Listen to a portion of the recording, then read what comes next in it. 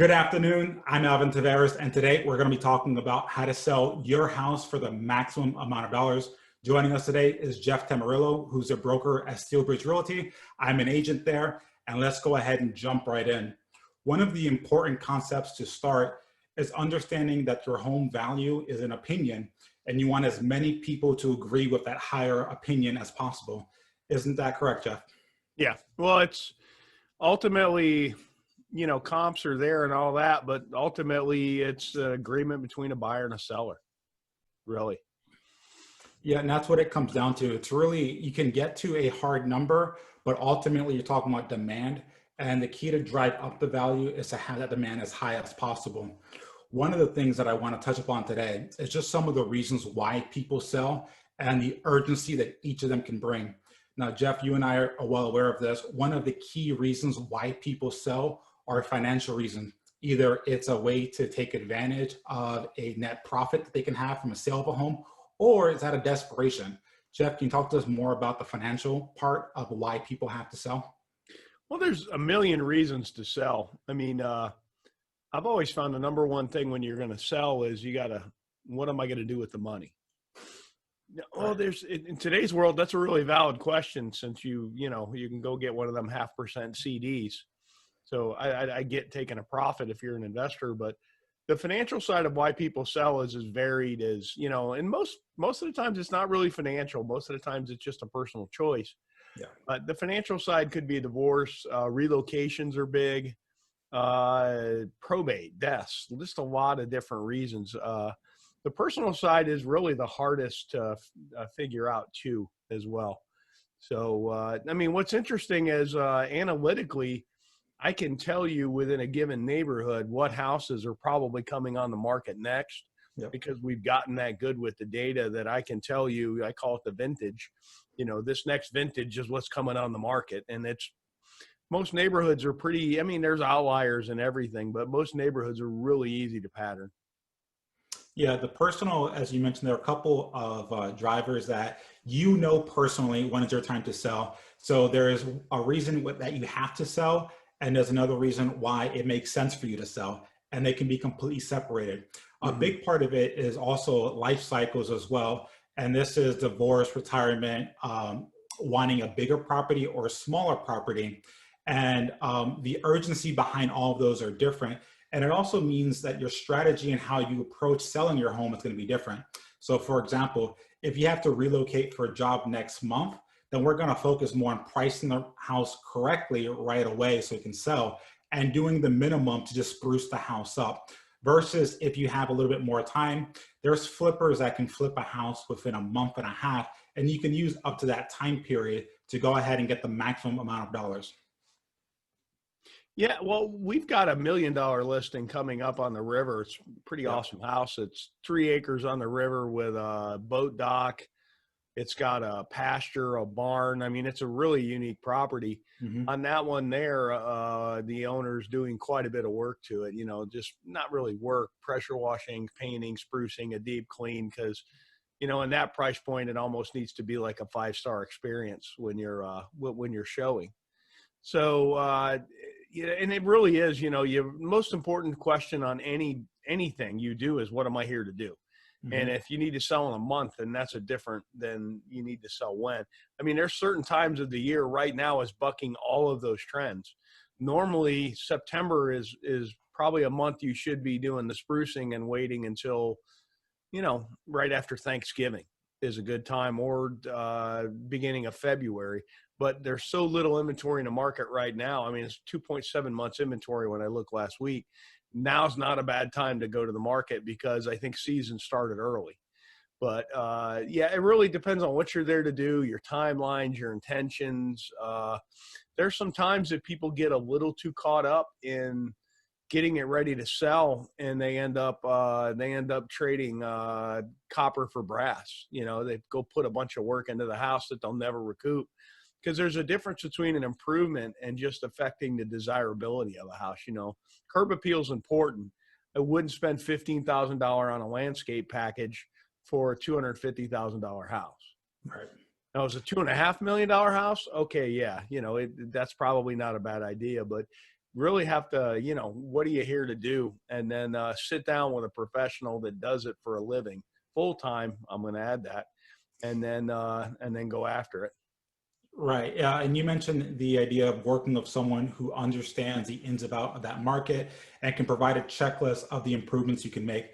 There are a lot of times where homeowners become numb to how their house smells, right? How their house looks. They don't understand that a simple coat of paint on the baseboards can make a big difference. And a Mhm. lot of times, when you're buying a house, it's a very stressful period, and you're always concerned about making mistakes or maybe not finding common errors or hidden problems that can exist within that home.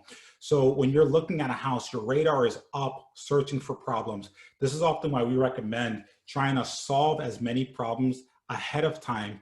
And that's why when you have an agent come walk your house, you should ask them, hey, can you give me a checklist of things that I can do within a week's period of time that would spruce up my house? It's a great time to PM the AC too. Go ahead and have the guy out to clean the coils, check because it's going to come up on the inspection. Really good chance. If the coils are dirty, they're going to automatically recommend an AC guy look at it. So that's a Right. really good time to get somebody out to clean your coils. Another very important component is just simply decluttering the house. It's moving all your personal pictures, putting them away, and you can put everything you want in a garage. Everyone's garage looks exactly the same. And quite honestly, if when you have the photographer in the house, he's going to take pictures of basically everything except for the garage and your personal closets. So stuff everything in there. That's the best solution. Yeah, I agree. The declutter is huge. It's also good to do that in anticipation of moving. Yeah. So, look at it as, starting the process. Yeah, and one of the things that people don't take into account is when people walk into a house and sees a lot of personal items, they think of that as being your house that they're moving into, as opposed to when it's a blank slate, they think of themselves moving into the house. So they can better visualize their own furniture, their own picture frames, their own personal belongings fitting in that space. There's a lot of misconceptions as to what a house is worth. Some people think that whatever the Zestimate is the value of a house. Can you prove to those people why that's wrong? Well, you really can't prove it because we don't know what the algorithm is for the Zestment, which it's an algorithm, but Yes. what I can gather, it's a very broad-based algorithm. They go out really wide and far, and they've never seen the inside of the home, Yeah. and they've never seen the inside of the other homes. Yeah. So, while they know it's got a pool and, I don't think they look at the pictures. I don't, there's a lot that they don't know. And most importantly, it really boils down to, real estate brokers and agents, we can give a range, an appraiser can give an actual number, but you really want to take the comps and compare apples to apples, not apples to oranges, because that's essentially the estimate in some cases is like 1,000 houses in a blender. So unless you're 100% homogenous community with the exact same floor plan, the exact same view, the exact same access to everything, then because there's like one floor plan in North Fort Myers, floor plan, not a condo, Palms at Water's Edge. Every unit is the exact same 2-bedroom, 1-bath unit, Right. Mm-hmm. but some sit on the river, some don't sit on the river. So when one of the riverfront ones sells, it cranks up everybody's estimate. The people that are 3 buildings off the river, well, you're not on the river, so it's not worth, you know what I mean? So it's not a bad little tool to look at. I'm finding on land it's reasonably accurate. They've actually done a better job on some land, but on improved homes, particularly improved homes in an area of varied and assorting homes like Cape Coral, you're going to have a 1-mile area that's got golf access homes, freshwater canal homes, duplexes, and single family dry homes. So it's Right. really hard to come up with a broad-based algorithm to value that home. And I know they try, and they have a lot of really smart people, but you're just not. Real estate's always local. It doesn't matter how hard you try. Ultimately, you've got to sit down with the comparable sales and really a pen and a piece of paper, and all right, I'm going to knock off 20 grand for this square footage, but I'm going to add another 5 grand because it's got the extra, third bathroom or stuff like that. Yeah, and to your point, if it's a brand new community where all the homes are all the same, everything's built at the same time, all the bathrooms have the same upgrades, it's a little bit easier. When you get into houses where the bathrooms have been redone, kitchens have been redone, heights of ceilings have been increased, patios have been set, those are all impossible things for Zillow to identify. And one of the things that I do when I do a CMA is you can start by getting a broad range of what the house could be worth, but you don't know until you get there where you adjust the house for everything else in that area. And that's one of the things that's really important. And we're also identifying what's special about the house. So Yeah. these are recent upgrades that you made since you own the house. For example, is it a tankless water heater? What type of cabinets do you have? What are the countertops in the kitchen? Have the floors been remodeled? When was the last time the roof was redone?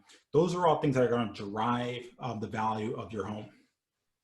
Yeah. Well, you know, the biggest thing I think in the home selling process is you have to go back and recapture what made you buy it. Mm-hmm. You know, there's a reason why you bought it. And chances are demographically, the person is going to be a lot like you. Yeah. Because we really have just a life cycle of housing. I crack up. Everybody starts out with me and Christina's first home was a very small cookie cutter new builder home in San Carlos Park. And then we had the third kid and couldn't live in 1,400 square feet anymore with it was already pretty cramped with two kids. We had a lot of stuff, you know, because we had a lot of excited grandparents. But, you know, and I look at my life and the life cycle I've done through housing. Like we just bought a fixer up project on the water with a pool and a guest house. And, you know, our kids are grown and we really love the backyard and we kind of tolerate the house, you know, but we're now in the phase of our life where, you know, a little more time in the pool, a little more time on the water, you know, because my kids are in college now. So Yeah. it's really a life cycle and it's really important in the selling process. If you're trying to assist the agent in doing that and selling it, try and remember, you know, what tickled your fancy, you know, because you walk in a home and it's home. Right. You know, it's very easy to go, this is home. I mean, that's why me and my wife, I'm a very analytical numbers guy. And my wife is just pure emotion, which is most couples, you know what I mean? But for me, I'm looking only at the math of it. And my wife is looking only at the, you know, the home factor of it. So it's really important when you're going to sit down and it's kind of fun to do over a glass of coffee or a glass of wine or something. You know what I mean? Sit down and talk about what made us buy this house. That'll be really insightful into helping. Absolutely. And you draw an important part where there's an emotional part. This is a demand where you think of a house as far as the lifestyle that it can provide for you. There's another part of it that's very analytical.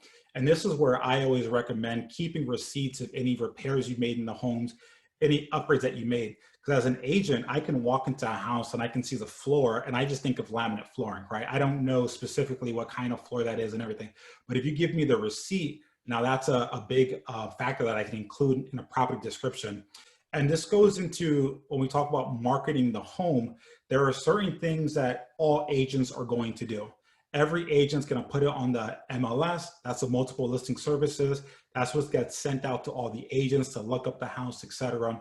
They're all going to, for the most part, put it on all the third-party websites, the Zillows, the Realtors, and they're all going to put a for sale sign up. Now, there are a couple of things that agents do to separate themselves from a marketing standpoint.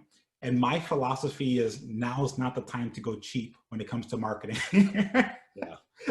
Jeff, can you walk us through, given that we have so many out-of-state and international buyers, how important it is to have a great marketing online presence? Yeah, because there's really marketing in today's world is now offline and online. Yep. And the irony is the online is the bigger portion. Used to be offline, you know, mailers. And so we still do mailers. Mailers have some effect. I don't mail a whole neighborhood. I know certain demographics, certain vintages of the neighborhood are most likely to do some things. We do mailers. Mailers, you know, just listed, a pending and a sold, depending on the neighborhood, are effective. But what's really effective is social media marketing, which is what we're doing right now. We do a lot of. Give an example. We have a shared listing. It's a condo in Foxmore. Yep. And we had another agent that's new to Steelbridge do an open house. Now, I did a boosted campaign. Alvin did a boosted campaign off his page. And lo and behold, our poor agent, our brother Steelbridge agent, Didn't talk to a soul at the open house, but we ended up getting some contracts because essentially online marketing is buying attention. All you're doing is getting eyeballs. Yep. We're really good at that at Steelbridge. I feel like we do a really good job with video marketing. We do a really good job with other types of social media marketing as well.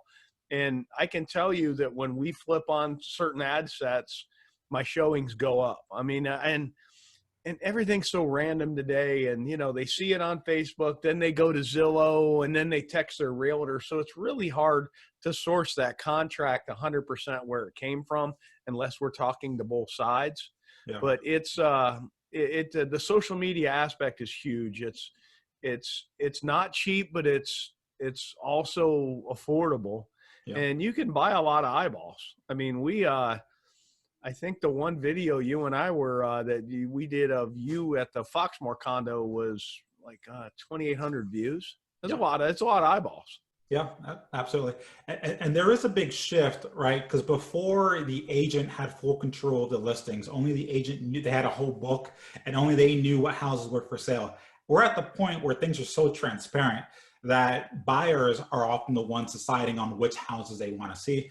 And it's often better because they can look at a picture and immediately know from that kitchen whether or not it works or not. So it saves everyone a ton of times. But there is a lot more information provided to the buyers. And so the key is, you know, I had a buyer from California buy a house sight unseen just from the video tour that was provided. You know, that's the kind of day and age that we are.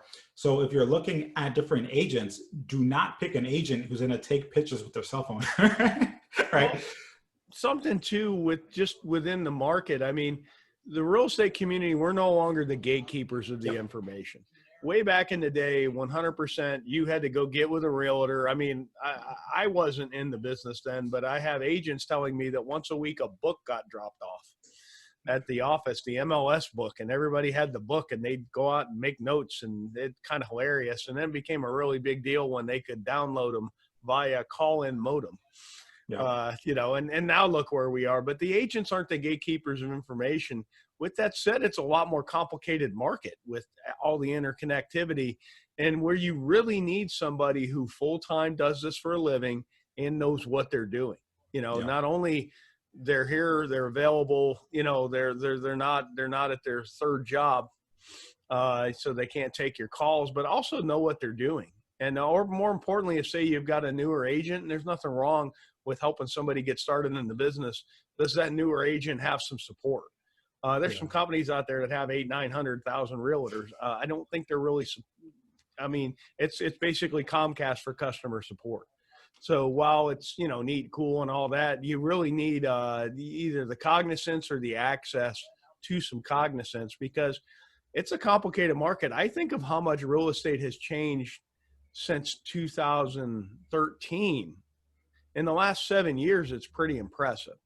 You go back to 05, I can remember at the Southwest Florida RIA meetings when Zillow was like, oh my God, you guys gotta, it was like 04, 05 that it came out. Every wholesaler in town was using the Zestimate to justify their, because they were so extraordinarily high that all the wholesalers were using the Zestimates to justify their exit price to investors. So, and the market's constantly changing. It is a full-time job keeping up with just the changes. Like insurance is changing significantly right now. Yeah, and you bring up a good point where I think that your agent, the photos, the online presence, all represent your property. So if you've gotten cheap on any of those three things, it is public, right? And everyone knows. And the suspicion is that you were cheap with the maintenance of your home, that your house has a lower quality. So the key is to project as much of a high value with the property as you possibly can.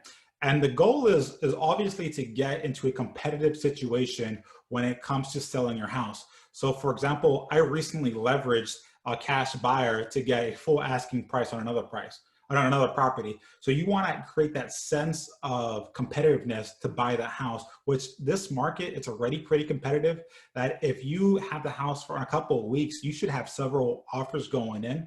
And the one thing that I always recommend is to really know your values of what a house should sell for. Mm-hmm. And if you're not getting an offer that represents that value, hold firm. Don't bend right away. In this market, you should have an agent and you should know your price well enough to hold firm if you're not getting an offer that's representing of the value of your home. Something to also take into effect with that as well, or count. Uh, I kind of look at a listing, if it's not getting 5 showings a week, you're probably not priced right. Or, particularly if you're, say, a 3-2 in the Cape, very kind of homogeneous average home. Now, if you got a $2 million house on the river, okay, Right. you're not going to get 5. If you get 5 showings a week, you're probably underpriced. Right. But you really, what's your number, Alvin? Honestly, I'm at the point where if I don't have 5 showings a week, I just kind of assume a listing's overpriced. Well, it And depends that's on the just unique. property. If the property's under 400,000, yeah, you should get around 5. If it's a bit higher price point, not so much. Condos were weaker for a while, but right now there's really nothing on the market for less than 250. So I think condos will become more and more attractive to first-time home buyers. Yeah. Now it's we've had listings that we put out and then immediately raise the price because we got 15 showings in a day. And that you Absolutely. can do that too. There's some times that maybe you misunderstand the market. Pricing it too high is a problem. I kind of take the market as a really finite channel right now. And as long as you're in the channel, you trade. If you get more than 15 to 20% outside of the channel, you don't trade. Because a lot of people are trying to correlate this to like 5 and 6, which you basically, No. 2005, you took the comps and added 25 to 50 grand and listed it. I mean, we were doing it. Those were awesome days, but the aftermath wasn't very great. But today it's a really well-defined market. We're still primarily living in a full dock world, so that's kind of slowing. We don't have that explosive growth. Right. But when you look at statistics, we just had in September over 2,000 sales in Lee County in September, which is normally August and September flirt with being the slowest month of the year. Right. So, it's a seasonal volume in the slowest month of the year, which nothing in 2020 makes a bit of sense. So it's the most 2020 thing ever that we just had season in the middle of the fall in Florida. But, it's a hot market right now. And normally I would tell you, if you don't have to sell right away to wait, I would get it out there now. Yeah, so would I. On demand is still way higher than it was last year. And particularly because the way school has changed, where there's a lot more online education being taught, the idea of transferring your student or your child during mid-year isn't as scary because of that. Because there is so much online classes being taught. And I think when you're negotiating the value of your home, I think it's also very important to understand what else is on that market. So for example, if you're the only 100K condo on the market, there's no need to continue to do more and more price reductions because no one's below you. You can hold firm. The other thing is to be very, very upfront because there's really 2 sales that happen, in my opinion. One is the initial offer. The second is a negotiation that happens after the inspection, in which I always recommend being very forthright when it comes to having the seller disclosure, being very forthright of the age of the AC, the age of the roof, because the more transparent you are up front, the less of a negotiating tool that is for the buyer once they get the inspection report.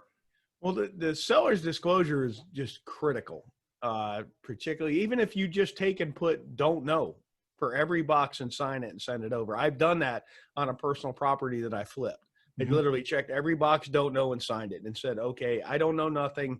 You're on your own, but you can definitely not say I didn't tell you that I don't know anything." One thing we do is we add a separate page to you can't do it anymore because they changed the form. We add kind of an addendum to the seller's disclosure, and we have the sellers actually write down all of their improvements. Yeah. So that way, sometimes in the seller's disclosure, you're disclosing some things that aren't the best. And then you can end it out with, it's that positive sandwich that they teach you in management school, that you can end it out with the improvements you've done on the house. And then it's more of a legal thing, but I can't stress enough the seller's disclosure. We kind of got away from that. We didn't, but the market got away from a lot of that in the REO times because, the banks wouldn't do it. I understand why they wouldn't do it. But there is some case law in Florida called Johnson versus Davis, where they went through and unwound an as-is clause. So in the key to the Florida as-is contract, the buyer has a very liberal right to inspect. They have a very liberal right to cancel. Mhm. And then particularly with a seller's disclosure where you disclosed every known material fact, particularly what's not readily apparent, that is some key verbiage. We're Yeah. taught that is, what's not readily apparent. But if you do all of that right, you should be able to walk away. That doesn't mean, in that 1% of 1%, there's some litigious people out there. But for the most part, it really covers you. So it's important legally, but it's also a great tool. Don't be afraid to attach, because our form just changed. We had a back page where they could write stuff in, and they would write in all the improvements. And that was awesome because, hey, I replaced a hot water heater in 2009. I replaced the roof in X. I did this. We did this. And it really helped kind of close the deal for some people. Yeah, and I always have this joke where buying or selling real estate, it's almost like giving birth in the sense that there's no way you're going to walk away without a story. There's always something. And I think, if you're looking at which agent you want to work with, you want to work with someone who's very measured, someone who can solve problems, because there's a lot of problem solving throughout the entire journey. And you want someone who can give it to you straight, but also be creative enough to solve for certain issues, because there will be things that always come up. If you do 10 transactions, maybe 1 or 2 will be smooth. The rest of them will have things come up. So knowing that you can work with someone who can solve problems, and going into the process, knowing that things will probably arise, gives you the right kind of mindset to have a smoother closing. Well, it's that, and having been there and done that and knowing, hey, this is going to come up because of this. Yeah. Like I'm at the point on an FHA offer where you have a well, just go ahead and get your well bleached. It's like $75. Right. Everyone's coming back with a failed well test. I don't know if that's the new thing. That's the new 2020 thing. But every well is coming back with and most of the inspectors are trying to scare you into using their services, the well inspector, because the same guy who fails the well magically sells the service that he just told you need. And some of them are even attaching, like, here's a health department thing you should put on the door. And it's not really, but I've just seen that recently. But say you are going to, I'm at the point where we've seen it 3 times now in the last month, that if you have an FHA property on a well, just bleach it before the inspection. Yeah, you pay them to come out. You can kind of do it yourself. Most of them have directions on how to do it. But you probably, in this case, is better off paying somebody. It's not that expensive, and just get in front of it. There's so many, like the AC coil. If it's dirty, they're going to ask to have evaluated by a licensed, competent AC company, and that guy is coming in to sell you, to sell somebody something. Right, and you should get your AC checked at least twice a year anyway. Change the filter regularly. I would also recommend getting someone for termites or wood destroying organisms to go out there. I pay Terminex like $150 a year. They come by 4 times. It's cheap, but I get a sheet of paper saying that my house is being treated for this.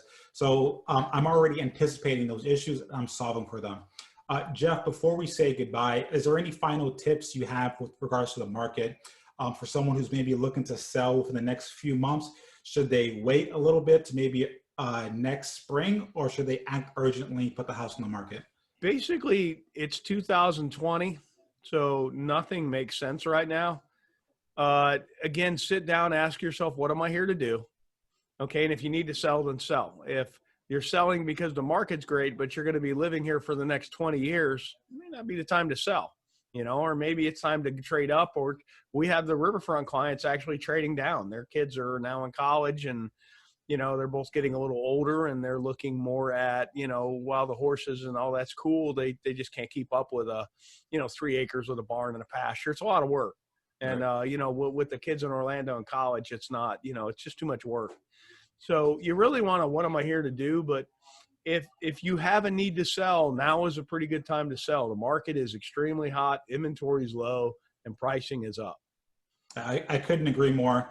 If you want to get more information about how to work with Jeff or myself, feel free to click on the link below. If you want to find out what your house is worth, I also have a link at the bottom. And if you want to get more information about Steelbridge Realty or the Southwest Florida area, I also have those links there. Thank you guys, and take care. Thanks.